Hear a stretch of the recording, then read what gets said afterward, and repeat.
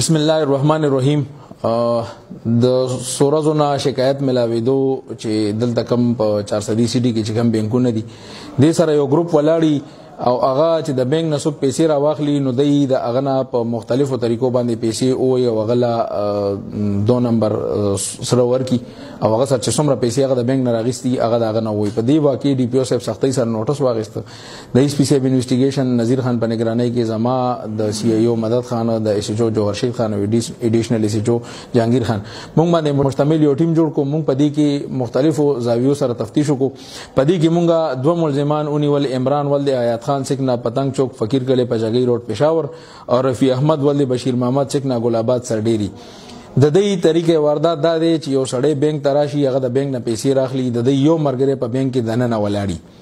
چې د بانک نه چا پیسې راواغسته کاونټر سره د یوډي روډي چې پیسې راواخلي نو دی بل مرګري تبار کالو کې چې لکه مدو درغو دی ولا نومي خي مدو چې مدو درغو هغه روزي د بانک نه هغه چې کم کس پیسې راواخلي او دیم ورپسې شاته بیا را رواني او ورپسې بیا خپلو کې باس شروع کی چې دا کالج تعالی پدې در کوم او پدې نه در کوم باس کوي اخر کې دای خبرې دومره تیزی کی چې هغه سړی ځان ته متوجي کی او ته ودرېږي سم مسله دا چل یې را داسې دا یو ته بیا وایي چې را دات مال خو نه راکې ته تیر لاواله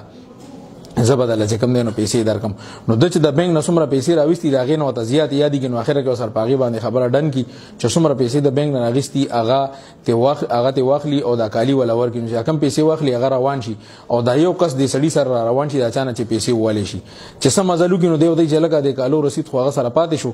دی پسې واپس ورزم زته رسید علم نو چې دی ورپسې واپس لاړ شي نو بیا را نشي نو دا چې هغه سړی نه پیسې والي شي هغه د 2 نمبر سونه ملو شي او هغه سره څومره پیسې وي هغه دغه نه والي شي نو دا ګروپ نیولې شوی دی د ډیرو وارداتو انکشاف کړي دي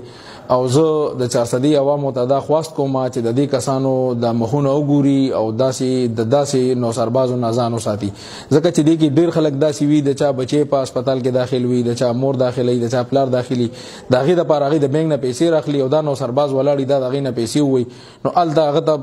مختلف مسلې بیا جوړیږي ال د مریض په هسپتال کې پروت مرګ یلوي بیا وسر نور پیسې نه وي کمی پیسې چې وسره وي نو هغه ته دی وخی دا کالی دي کم چې دی خلکو لا ور کوي او خلک په دوکه کوي او د دې نمونګه مختلف وارداتو کې چې دی کمی پیسې والی پاغه کې دی نمونګه 80000 روپۍ ریکور کړی دي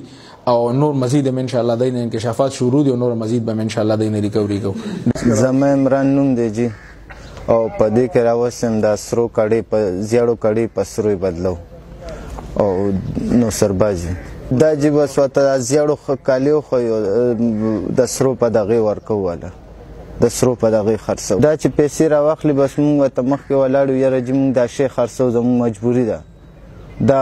پیسو ته مجد هسپتال کې را سره مریض دی یا کور کې بیماری ده د دغه واجب بس دغه سي طریقې سره پیغه کاله وته مونږ خو چې وی خو دا په خرڅ کو اسرو کړي زما مرګره چې راشي هغه په आवाज ورکیره کله شل زره ډیر زره وته خو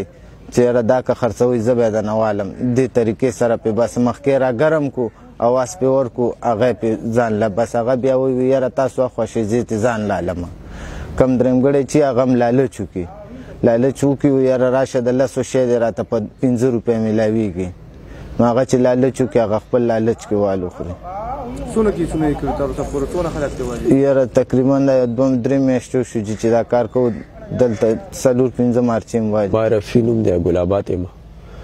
دا زما مرګرو دی به زما ګاډي کې ګرځېدو مال به دنده را کول ریکارډ کاله د زیړو کاله به پسرو باندې بدلولې مرچا به والا